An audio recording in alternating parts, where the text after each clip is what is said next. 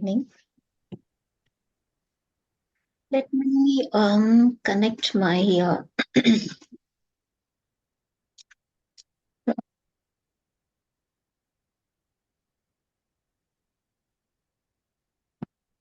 okay, so is a presentation visible?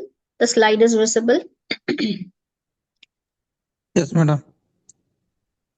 Yeah, okay, fine. Let's start. So let's discuss more about the supply chain, its origin and the present scenario and the future innovations, no? So which is going to happen. How many? Let me ask you, how many of you are working in supply chain industry? Any of the supply chain industry? Yeah, there is port operations. There is this retail, wholesale, and procurement, distribution, transportation, warehousing, packing, packaging, and documentation. So yes, there are very like various subfields within the supply chain, various components. So may I know how many of you are working in supply chain company, any of the supply chain company? Yeah, anyone? I'm Dinesh. I'm working in a construction site, procurement officer. Oh, procurement officer. Okay, Yeah. that's great. Okay, that's great. So how long have you been working this? I think more than 5 years. More than 5 years. That's great. Yeah. That's great. Okay. Yeah. Yeah, so very good. So, so you will be having an idea about, like how to go with the procurement, the strategies, and the principles to follow, like while procuring with different vendors, the vendor contracts, and everything, right? The Yes, yes, yes. documentations involved. Yes, yes, yes. Okay, okay, good, good. Okay, so generally, like asking, what is supply chain actually? What does it mean? What is supply chain? So something is being supplied from one end to another end, right? And from that end to another end. That's why it's called chain. It's not just from one end to another end. That's simply supply. But what is supply chain? So the product or a service, no, or technology or information or some kind of like service, it keeps on, no, like moving, transported or moved from one end to another end and from there to another end, from the origin to the destination. Okay. So there are various sub-destination points in between in the supply chain. So we will know like discuss elaborately about that. So managing the supply chain. Supply chain is a no like uh, I mean the term itself knows it's very like a bigger concept to explain actually.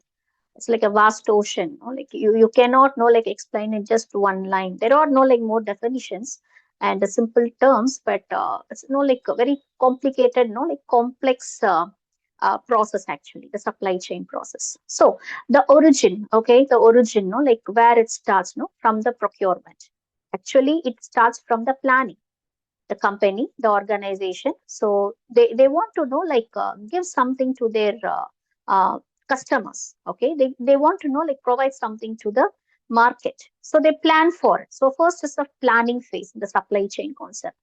So there has to be a purpose, no, to go on with the process, right? Before starting a process, there should be an objective. There should be a purpose to know to start it. So the purpose, the objectives is defined in the planning process. Okay. So once a company has decided what to give, if it is a product, what product no they are planning to sell in the market, sell to their customers, or if it is a service, what service they are not like planning to sell, or if it's a technology, or if it is an information, or even if it is an entertainment. So what they are planning to sell, what are the specifications of that product or a service? What specifications it has? Okay, the size, height, or the nature of the service or whatever it is, like what is the type of the product or service. And already they would have like done all the demand forecasting and everything, and so they would have like got the result, either like the result may be approx or it may be something accurate. Okay, it depends on whatever demand analysis they have followed. So based on the results, no, the demand results, the forecast results in their hand, so they will be planning for how much to procure, where to procure, uh, and no, like how to procure and when to procure. So how much to procure? So if the end product, no, if it is a no, like say a water bottle, a plastic water bottle. So there are no, like more than one raw material is no, like it's in the water bottle, right? You should have plastic. If it is a plastic water bottle, plastic is no, like a raw material, and the dye, the color, no, different colors, no, given to the bottles, no, for yeah, so for variety. So that is another raw material. So these are the components or the raw materials required to know, like manufacture plastic water bottles.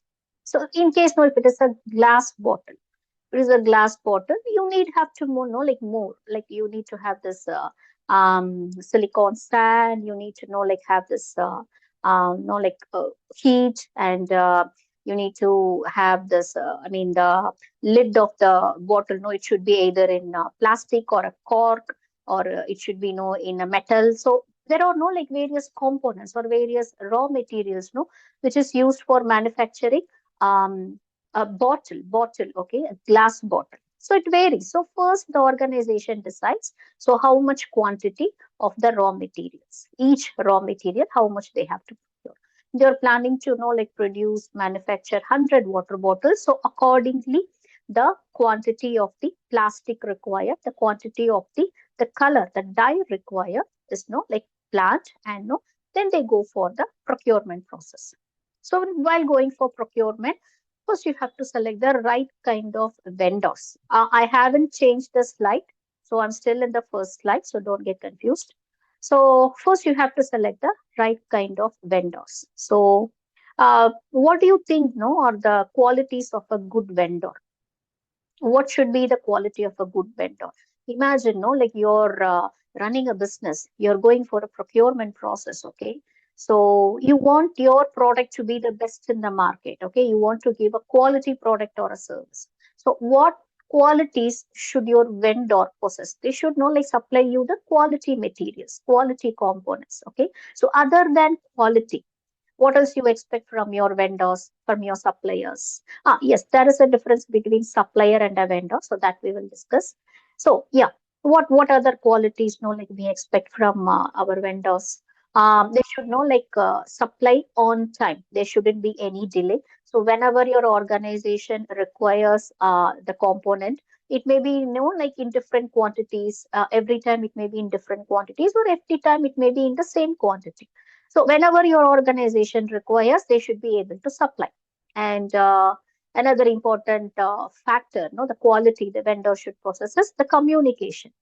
So there is a concept in, no, like this Toyota production system, which is very famous for its, no, like quality standards. Bad news first. That is, no, in the production floor or any process, no, whatever happens, even if it is the smallest, minutest mistake or no, like an error, it should be reported on the first basis. Okay, so bad news first. So your vendor should follow that. Okay, so communication, proper communication. If they are unable to know, like supply on time, it should be communicated with you, no, like very well in advance. Okay, so whatever, if there is no like deviation in the line, okay, the line of supply, it should be immediately reported. And rather than that, what qualities you can expect from a vendor? On-time supply, quality, right quantity, and communication. And one more thing is, no, like what do you say? This they should be, no, like financially strong.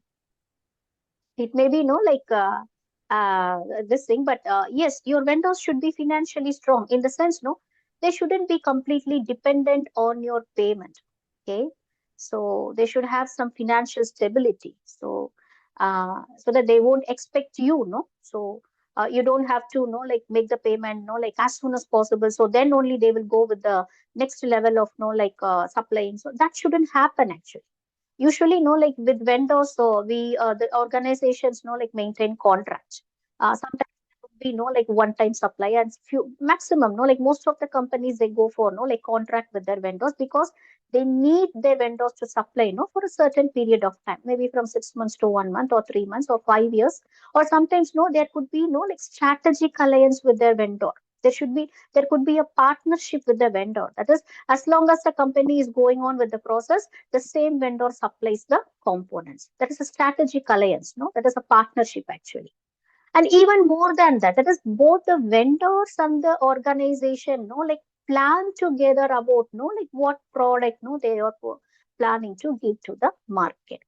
Okay, that is the extreme level of strategic alliance. So selecting the right kind of vendor. Okay, so it depends on their location and depends on their um, the competitive advantage they have got in the market, and especially the price negotiation part. If your vendor is like very strict, very rigid on the price factor, then you have to think about it. So your vendor should be like flexible. Okay, they should be flexible. If it is rare product, if it is a rare component, a rare raw material, and your vendor is a monopoly in the market, then you have no other choice. So whatever price your vendor fixes, that is the price. But other than that, if it is a available component, you can even like get better vendors, then your existing vendor should be capable of negotiation, price negotiation. And your vendor should agree for agreement. They should be ready to like sign a contract, contract with you. Okay. So all these qualities, it's a good quality of a good vendor. Okay. And they should have some experience in the industry. Yeah, you can go with uh, new startups, like if they are new in the field, in the industry, new vendors, like yes, you can go with them. But if yours is an established company and your customers very well know, so this will be the final product, that will be delivered to them. So you have to know like go with the vendor, who's already experienced in the market. Okay. Yes, then goes the vendor contract. You both parties sign, and you agree on a date, and accordingly your vendor supplies. Okay. And if your company, if your organization is following this just-in-time concept, you know what is just-in-time concept? Yeah, anyone? Just-in-time, JIT concept. Yes, ma'am. When it is needed, how much it is needed, how what it is needed. This is the ways, just in time. Right time, right quantity, right spot. Exactly. Yeah, yeah. To be more precise, just-in-time is just the opposite concept of warehousing. So warehousing, what do? You procure the materials, raw materials, or once you're, whatever, any type of material, you procure it in advance, you store it in the warehouse. And whenever there is a demand, you take it out of the warehouse rack or shelf, like pack it, package it, label it, and send it to the market, right? But just in time is the just opposite of warehousing. There is no warehousing concept at all. So you're asking your suppliers, vendors to supply the required components just before the production starts, just before the process starts. So this is just in time. Okay. So here, if your company is following just in time process, like that is completely avoiding the concept of warehousing, so that your company is saving lot of money. Okay. If there is no concept of warehousing, like your company can save lot of money, hell lot of money they can save. So in that case, your suppliers should be located very near to the process plant. They should be like located very near. Why? Because like say for example, like if your processing plant is in say Mumbai, your processing plant is in Mumbai, and if the supplier like you're somewhere from like Telangana, okay, so how it is possible, right? Or imagine, like you're in the center of the city and you're like your suppliers are like somewhere like in the outskirts of the city, but you need the components almost on a daily basis. Imagine a city like say busiest city like Japan or Bangalore or Hyderabad or Kochi. So it's very difficult, right? So That's why, just in concept, the vendors should be located very close to the process location. So that whatever required components you tell them in advance, so as per the agreement, as per the contract, they store, that is, they warehouse the components which is to be supplied to you just before the process starts. So they will store the components in their warehouses, which is very closely located to your process plant. Clear? So yeah, then they supply the product and the components. And so the procurement part is that there are many documentations in procurement. Like you have to initiate a purchase order, and you have to initiate a packing list. And I mean, your supplier has to initiate a packing list, and then you have to go with this commercial invoice and everything. So after this documentation is done, so you receive the product into the processing plant in the manufacturing zone, wherever, and you warehouse it or store it for a temporary purpose. Okay. And if your company is not following just in time, then you have to procure it and like store it in your warehouses. Again, warehouse is another like a big concept. Okay, there are many documentations involved. There are many processes involved. Excuse me, madam. Okay. Your slide is Yeah. moving or No. slide I is not haven't moving? moved Yeah. my slide. Okay. Okay. No. It's just the introduction part. Okay. I haven't moved my slide. Okay. Yeah. Screen is visible, right? Screen is visible. Yeah. For everyone. Yes. The first plus. Yeah. Introduction slide. Yeah. And there is like a small difference between, a minutest difference between, like supplier and a vendor. Okay. Yeah. So, what is the difference between a supplier and a vendor? So, who is a supplier and who is a vendor? Suppliers are mostly, the manufacturers of the original product, the original raw material. So, there they can be mentioned as suppliers. So, what they supply?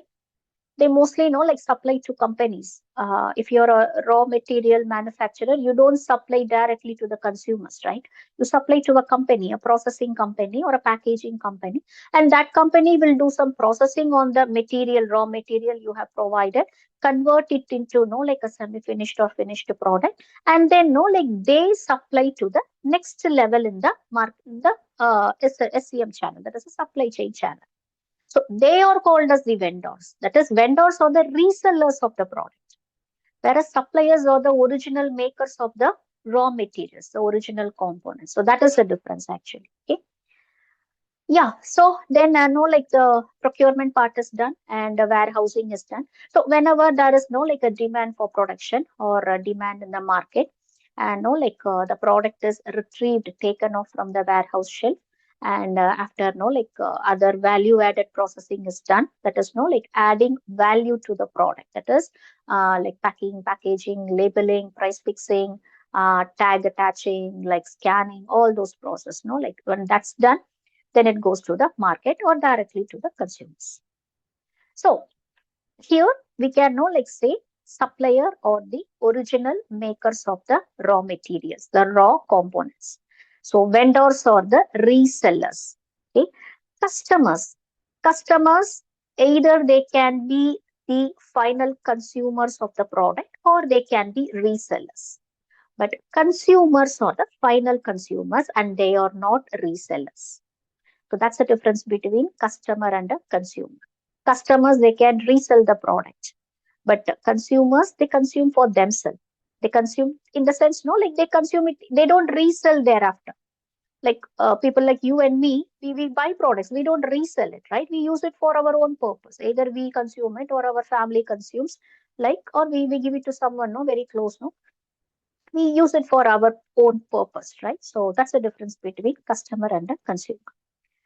So in the processing zone, in the manufacturing zone, so again, there are different types of productions, like batch processing or line processing, batch production, line production. So that and all happens, and like finally, either it would be a semi-finished product or a finished product. So these semi-finished product are called as components. They are called as components, and the finished products doesn't have to have like any more process. That's why it's called finished product. So these semi-finished product, raw material, finished product, all together, any type of material is called inventory. whereas finished product is called stock. So you can call a inventory, you can call a product an inventory, even if it is in the raw material form, or if it is the semi-finished form, or if it is in a finished form. But stock, what do you consider a stock? Only the finished product. Okay. But when this finished product, the stock or the semi-finished product, when it moves to the supply chain, the market channels, that is retailers, wholesalers, when it moves there, so it has some other name. It is not called as stock anymore. It is called as merchandise. When the retailer displays in the rack, for selling purpose, so that like consumers are like us, we see that, we touch it, we know, like, check the price and we buy, right? When the same stock, the finished product or the semi-finished components, it is displayed in the rack for like selling purpose. That is visual merchandising. It's called visual merchandising. And product, the name of the product becomes merchandise. You cannot call it a stock. Stock can be called only to those finished products which is in the storage house, that is in the warehouse. When it comes out, and getting displayed on the rack, it's called merchandise. And when the same product, like when it is being, in the transportation, when it goes in the transportation, it's called as goods. It's called as goods. It has a different name now. Yeah. And when these goods, that is in the transportation, when it is moved out of the country, okay, when it is like going for international transportation, this is called as cargo. So don't see how many names the product gets. First, it is in the raw material form. It's called as raw material. Then it when it is in the production process or in the processing, it's called work in process inventory. When it is under production, under a process, it's called WIP, work in process inventory. And from there, either it becomes a semi-finished products. If it is in the semi-finished form, it's called as component. If it is in the finished form, it is called as stock. And when it moves to the retailer's showroom, it is displayed in the rack. It's called merchandise. It is ready for sale. And when it is it's transported, it may be called as pipeline inventory, or inventory in transit, or goods whatsoever. So different countries has different names. Okay, so you cannot say this is right and this is wrong. It could be called in any names. And especially in international shipment, it's called as cargo. So hope I have gave you the basics of the supply chain concept. Yeah. So yeah, finally it goes to the market through the marketing channels. So who are these marketing channels? It could be a distributor, it could be a wholesaler, it could be a retailer, it could be a commission agent, or whomsoever. They can know, the company can sell it either online or offline. If it is through online, how do they supply the product to the final consumer? So they may uh, display the images of the product which they are going to say in their own website, or they may get into contract with these distribution retailers, online retailers like Flipkart, Amazon. They can get into contract with them and they can resell through them if it is online. If it is offline, there are no various ways to sell their product. Either they can have their own showroom, or they can sell it through wholesalers, and from wholesalers, retailers buy the stock and they sell it to the final consumers. Or no, they can sell it through distributors. And there is a difference between this. The difference between wholesaler and retailer we very well know. So wholesaler procures in bulk and sells in bulk, whereas retailer procures in semi-bulk and resells in unit product. Okay, so in 1-2 quantity, unit product. Okay, so that is the difference between wholesalers and retailers. But who are distributors? Yeah, any idea who are distributors actually? Yeah, can anyone? Yeah. Who get the products from the wholesalers and then give it to the retailers, who distribute among the Ah, retailers. mm, Actually, distributors, no, see, wholesalers and the retailers, they deal with different products and different brands. Okay, so if you go to a retail shop, you can't say, no, this retailer is selling only this brand. only this product. Okay, so you can see like variety brands, variety products in like varied quantities in varied pricing. But distributors, either they stick on to one single brand or one single product. Okay, so for example, if there is a paint distributor, either that paint distributor will be selling only say Berger paints. So that's a Berger paints distributor. So he is dealing with only one brand, Berger. Or he could deal with only one product. Paint is a product, right? Paint is a product. He could be dealing with Berger paint or like Dulux paints or Asian paints. Okay. So this is the difference between distributor and the other wholesaler or retailer. So retailers, they deal with multiple brands, multiple products. But distributors, they deal with either one single brand or one single product from different brands. So that is the difference. And what about these commission agents? Commission agents, how do they work? Yeah, anyone? Commission agents, how do they work? They just connect two people and they make commission in between. Exactly, exactly. They know who is the seller. They know who has the solution, and they know who requires a solution. They know both the ends. They connect them together, and for each unit sold, each service sold, they get their commission. And the main difference between these wholesalers, distributors, retailers, and these commission agencies, the other three take the ownership of the product. Either they buy it directly from the manufacturing firm, or they directly buy it from the warehouse dealers, or like the retailers buy from the wholesalers. And like say they take the ownership of the product and then resell to the next supply chain component. But these commission agents, they don't take the ownership of the product. Okay, so they know the seller, the giver, and they know the buyer. Okay, who has a demand. Okay, and they connect both. And out of like every sale, every unit sale, or every consignment sale, so they get a commission out of. So that's the difference. Clear? Yeah. Okay, so any doubts as of now? Like I have just given an overview about like how we get our like products in our hand. Take any product, look around you, like we have like multiple products around us. So just imagine the journey of these products, laptop or a furniture or a pen or a note.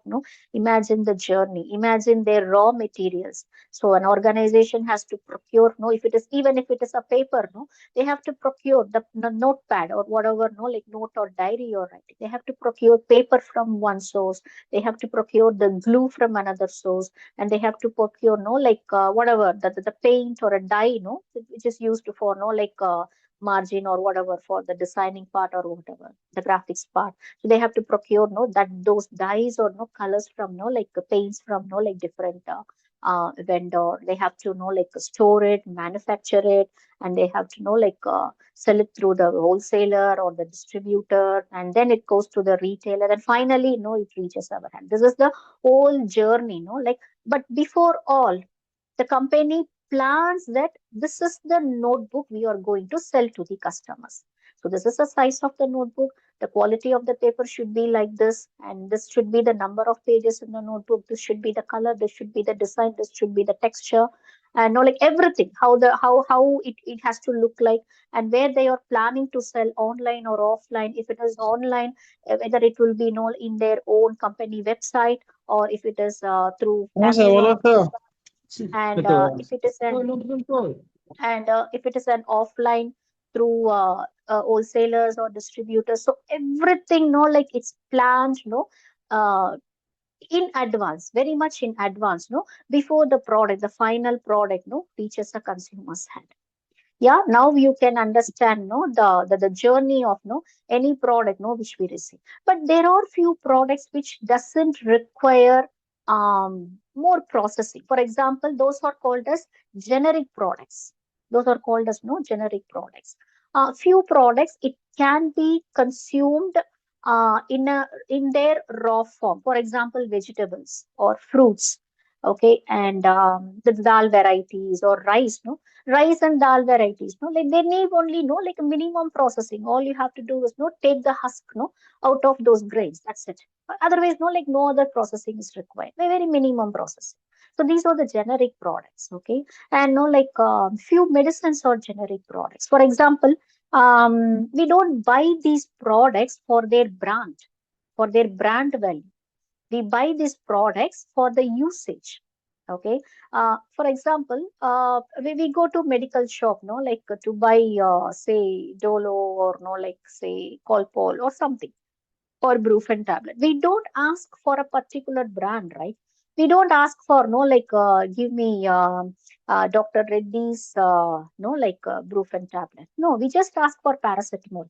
We just give me a paracetamol, give me one paracetamol, or give me one Dolo, or no like give me one Colpol.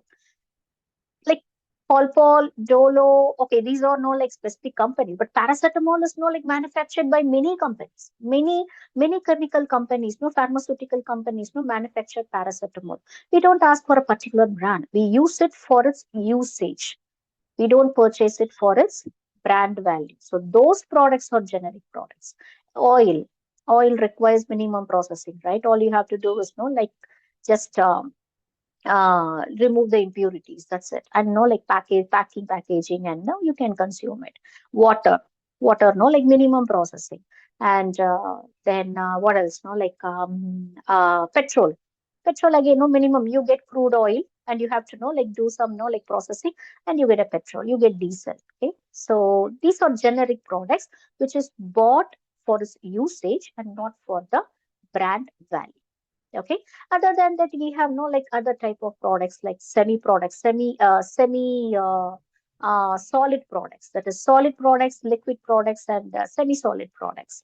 Solid products, all the physical products no which you can no like uh, I mean you can no like move it with your bare hands. Okay, so those are all solid products. Liquid products, no, you need a container. Likewise, when no from the procurement zone, wherever no it is procured, from there how do you transport liquid products? No, you require pipeline, you require cylinders, you require no like different equipments no for transporting. But for if it is a solid product, you don't require no like a specific designed container. So any box, crates, or metal boxes no like or some few products no, it could be no like taken without packaging, without packing. No, you can take it like coal and sand and all like all these products. No, you can not like take it in the open air. You don't have to pack it. Okay. Yeah. So solid liquid products. So that's how it is transported. How about semi-solid? Semi-solid. No, like it's sometimes called slurry products. Slurry products. Say the cement mixture. It's a mixture combination of water and the cement, right? So it's a slurry product. Okay, so for this, no transporting these products also, pipelines is required, and no like specially designed tanker vehicle is just required, and the warehouses no should be designed in such a way so that it holds these liquid and semi solid products no in their location. So yeah, okay. So any doubts as of now? I think I have given no like yeah the main overview about the supply chain process, how things no happens in the supply chain. Then we will know like uh, discuss in depth about no each and every component. So procurement, I'll know like explain you like I think no like yeah I have given something, and then we will know like see about the transportation part, and then we will know like discuss in depth about the packing packaging part, the documentation and everything. Then we will know like discuss in depth about the the final distribution, the customer review and everything. So where does the supply chain end? What do you think? It starts with planning, then comes the procurement, then transporting the raw material to the processing zone, then storage, then processing, again storage, then again transported to the market. Then from the market, online or offline market, the consumer buys the product. So do you think supply chain ends there? Yeah, yes. Do you think the supply chain ends there? What is your opinion on it?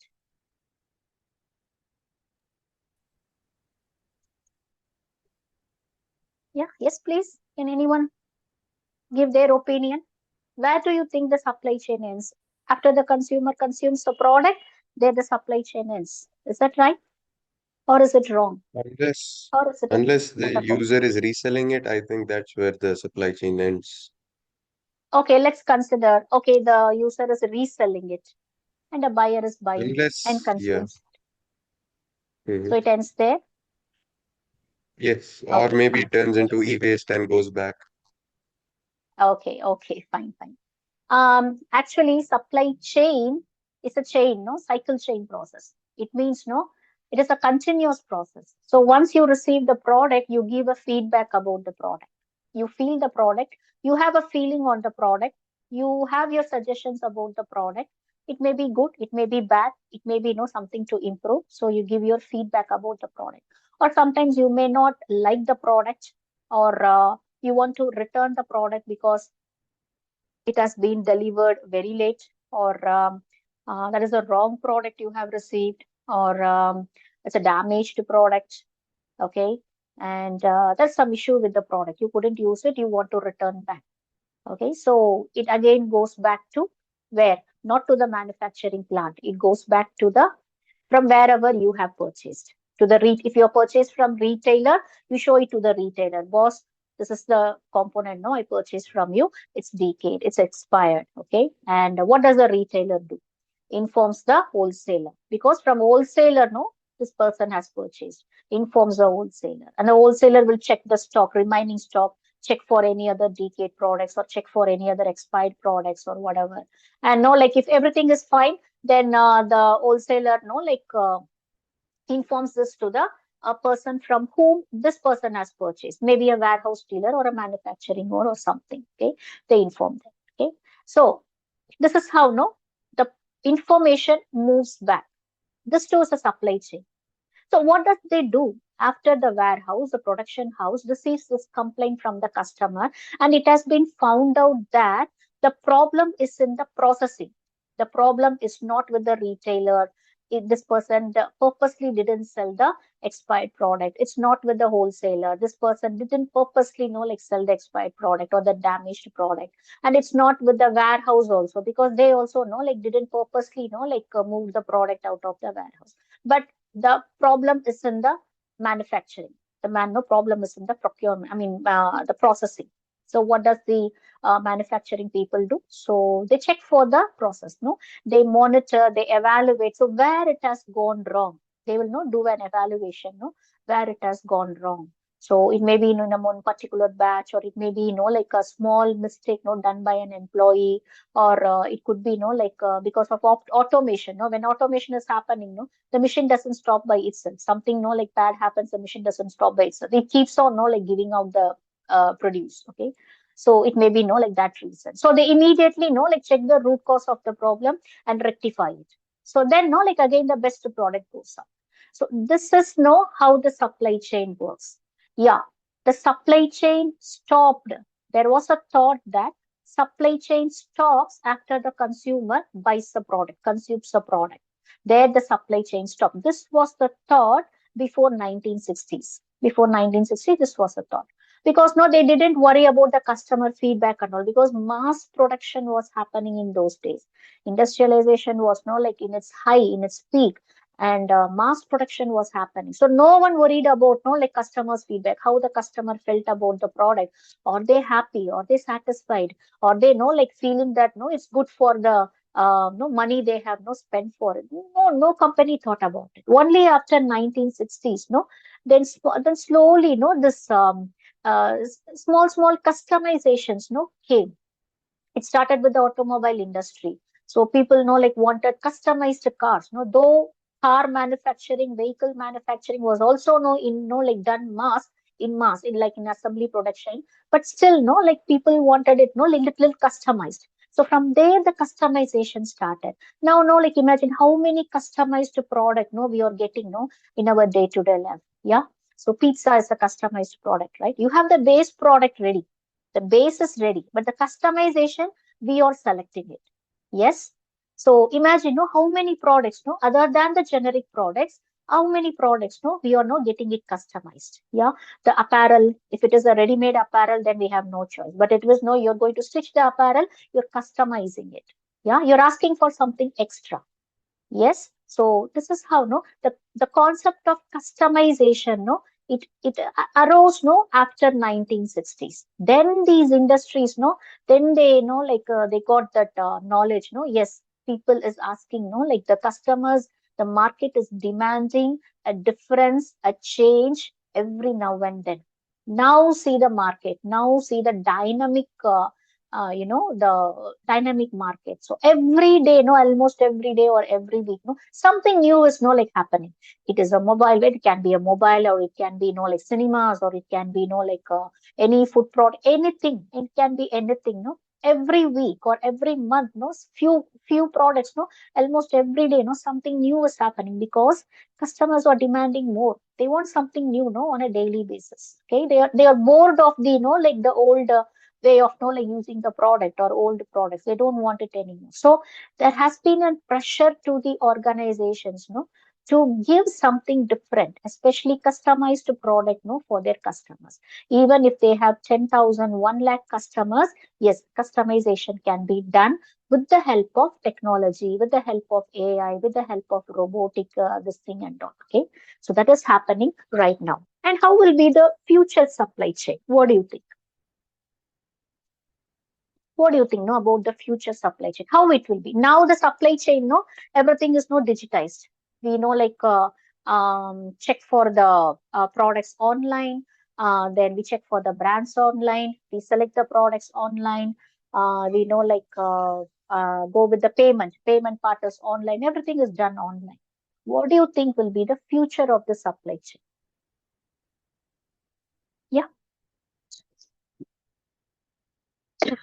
Actually, no, like a few this online retailers, no, Amazon, they have no actually started implementing this new concept. So yeah, voice activated purchase. So that is the no, that is going to be the trend, no, hereafter. You don't have to type it actually. You don't have to type it.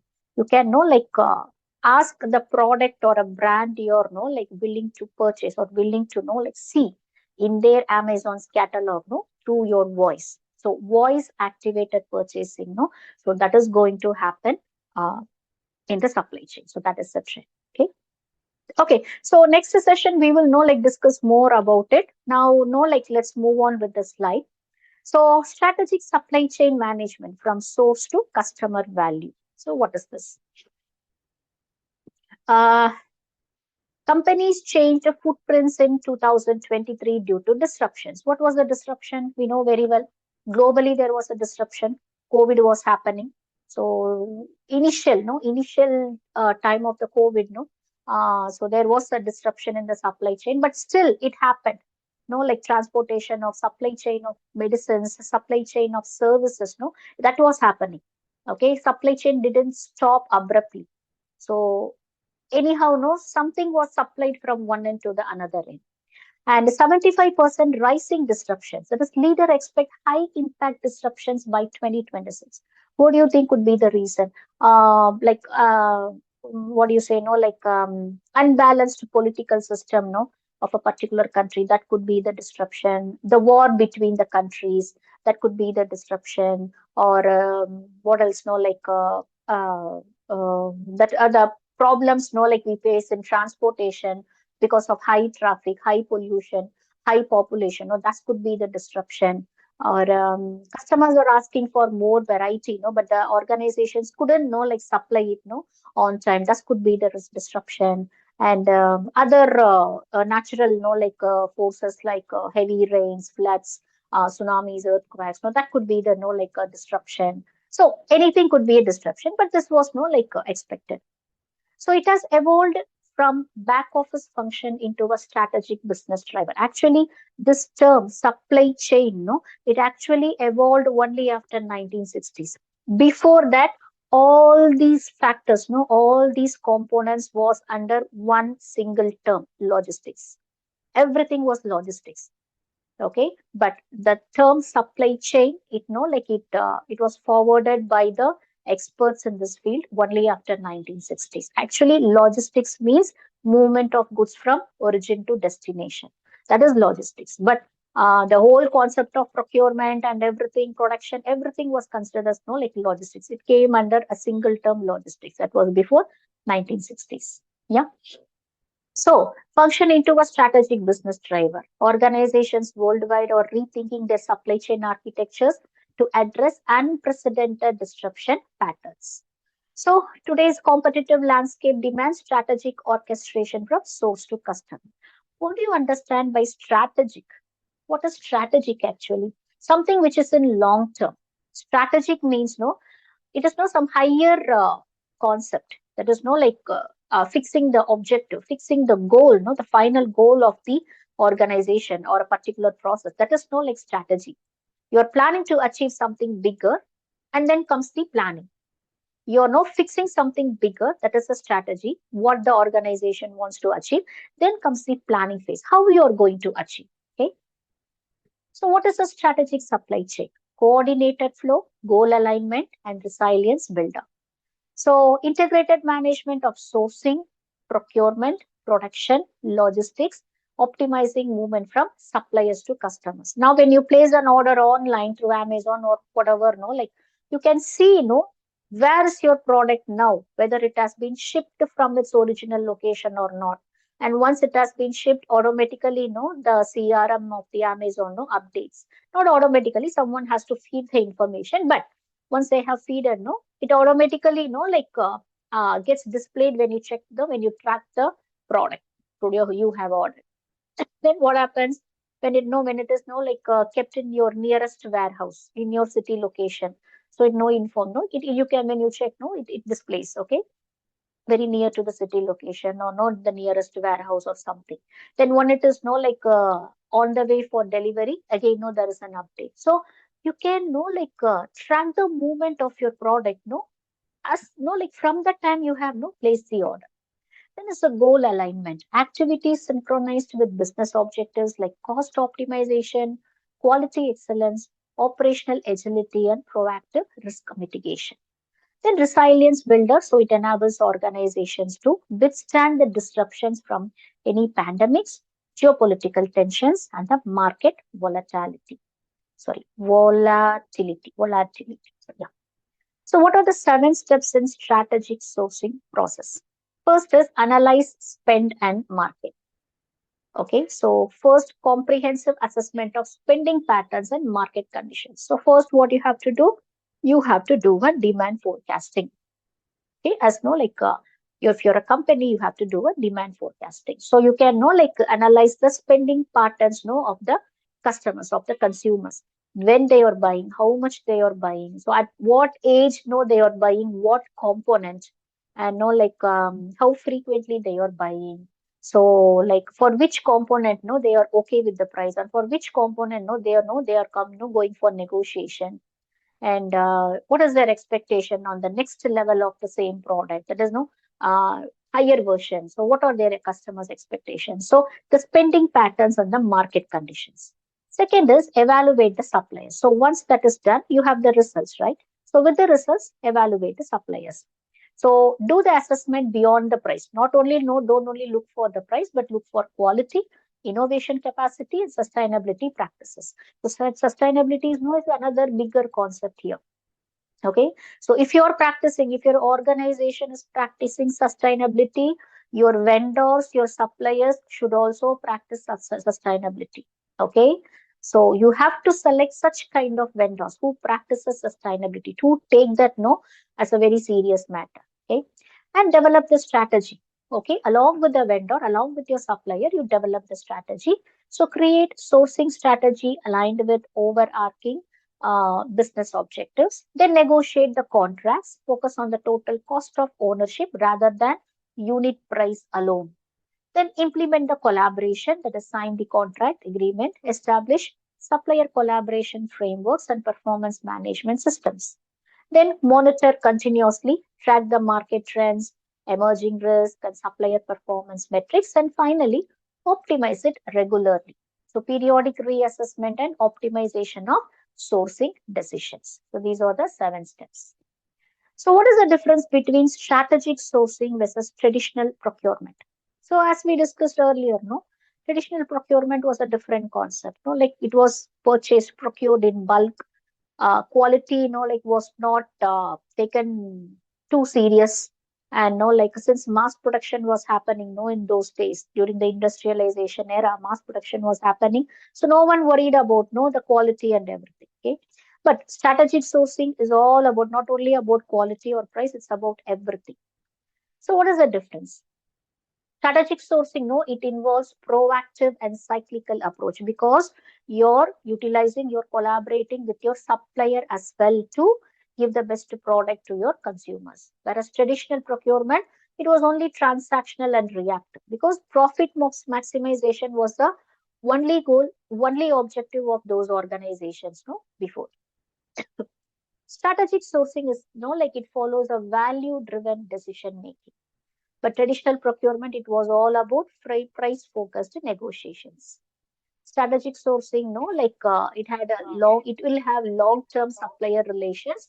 But traditional procurement method, it followed only, short term vendor interactions. Strategic sourcing, no, like it focuses on innovation and collaboration. But traditional procurement, it only focused on operational execution focus. Just give me a second.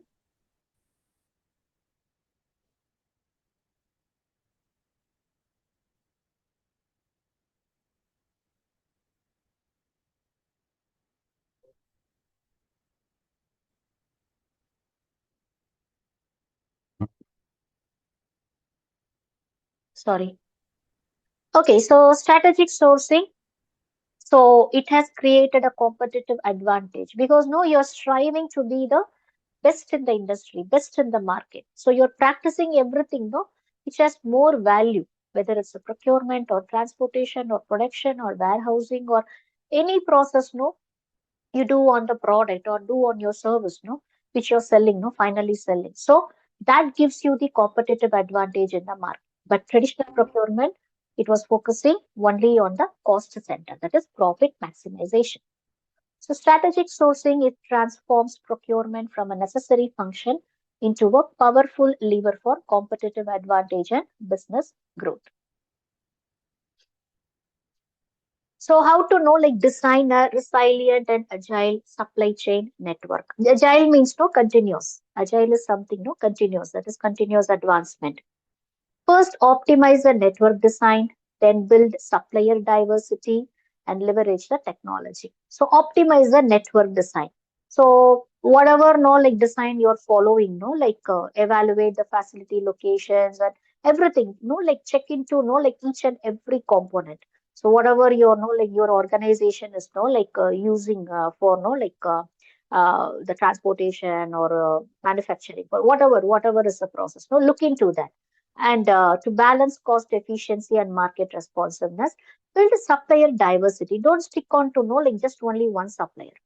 Again, no, like if the component is very rare, so that is the only supplier available in the market, then you have no choice. But no, like if it is a available product with other suppliers also, go for supplier diversity. Don't just depend on only one supplier. So develop multi-source strategies to mitigate concentration risks and ensure business continuity during disruptions and leverage the technology. Any supply chain industry which doesn't involve technology, which doesn't implement technology, is a short failure. If they are still going with the traditional way of no like procurement or planning or sourcing or warehousing, whatever it is, no. So that they are going to be short failures if they are not implementing the technology. What technology you can implement in supply chain? You can implement no like automation for no like when if it is in a production, no, you can go for automation. And if you're in the transportation, your company, it's a transportation company, you can utilize its transportation management system software and share the documents, transport documents, over the CRM. And you can like attach GPS in your transportation vehicles, track it, and you can like go for electric vehicles or no like solar paneled vehicles instead of no like going for fuel vehicles. So go for no like technology. Try to implement the technology, no like wherever it is possible. Okay. So sorry. So deploy digital platforms for real-time visibility and scenario planning capabilities to anticipate and respond to disruptions proactively. So technology and innovation is a game changer. So we discussed, right, what is the future of the supply chain? So it's going to be voice activated purchase. That's technology. That's something innovative, right? You wouldn't have thought about this, no, like 5, 10 years back. Did we know like did we even know like dream about something no which is happening right now? No, never. Previously, no, the usually the trend, the change happens, no, once in 10 years. Every decade, no, there will be a change. There will be a pattern change. But now every year, every month, no, there is a pattern change. So technology innovation, no, that's so like it's pulling the world, no, in a faster mode. So AI driven forecasting is done. So if you're no like using CRM, if your company is using CRM, no, like for digitization and for no like inputting and retrieving the data digitally, and if that CRM is no like AI driven CRM, AI integrated CRM, so it can do the forecasting for you. You don't have to know like sit and work on the analysis part, quantitative or qualitative analysis. You don't have to worry about it. You just input the data. It will give you the forecasting results, no, in seconds, in microseconds. So advanced algorithms analyze sales data, social trends, and external factors to dramatically improve demand prediction accuracy. Then the automation excellence. So we think, no, we have, I'm not sure, right? Did I discuss with you about the Jidoka concept? It's a Japanese term. Jidoka is a Japanese term. It means, no, like half automation, half human intervention. That is, no, you don't go for full automation. At the same time, you don't go for full human intervention. If you go for full human intervention, the process gets delayed. Errors may happen, accidents may happen. At the same time, if you go for full automation also, sometimes error may happen. So go for no like both. Have a combination of both. That is a Jidoka concept. So intelligent automation accelerates order fulfillment, reduces human error, and optimizes warehouse operations. Unified digital platforms, integrated source-to-pay systems enhances supplier collaboration, streamline processes, and deliver actionable data insights. So sustainability and social responsibility in chains, supply chains. What is sustainability? Go green concept. Okay, so sustaining is no like giving back to the earth, no, what we have taken from it. Okay, so whatever resources, no, whatever good things, no, we have taken from the earth, no, we are not like planning to give it back so that it can retain its greenery. That is the sustainability factor. So modern supply chains must integrate environmental and ethical sourcing practices to meet evolving regulatory requirements and consumer expectations. And the sustainable sourcing is no longer optional. It's no longer optional. It's no like now many companies are no like searching mandatorily for no like the suppliers, vendors who practice sustainability. So it drives competitive advantage and ensures long-term business viability. So delivering the customer value is the ultimate goal. Finally, who is the king in the business? It's not the seller, it's the consumer. We are the kings. Whatever we decide, whatever we want, that is not the organization is not selling to us because now our demands are increasing, demands are changing day by day. Okay, so we are the kings, we are the queens. So though delivering the customer value, so I should feel no, I have paid this money for procuring for buying this product, so it's value. No, there is a value in it. It is worth. There is a worth in it. So that feeling no I should get as a customer or a consumer. So product excellence should be delivered, sorry, cost optimization should be there, and brand enhancement should also be there. That is building the reputation and customer loyalty. Okay, so the future, continuous improvement, yes, it has to happen. Already it's happening, and it will be more rapid no in the future. Core capabilities no, and they'll be focusing on, and they'll be going with strategic transformation. Now the companies has to partner with each and every component no for making the best use of the supply chain. They have to partner with the vendors, they have to partner with the warehouses, They have to partner with the transportation people. They have to partner with the customers, marketing channels. And finally, they have to partner with the consumers as well, because only with our feedback, no, they can go for further improvement. If you are not giving any feedback about the product, no, like there is no like concept of innovation at all, right? So everyone know, every as including the consumers, no. So we will take part in the supply chain concept. So transform your supply chain into a source of competitive advantage and sustainable value creation. So any doubts as of now? In our next session, probably no, like we will discuss some in-depth concepts, the documentations involved in warehouses, transportation, and like procurement and distribution and everything. Yes. So I'll be here for another 1 or 2 minutes. If you have any questions, you can ask.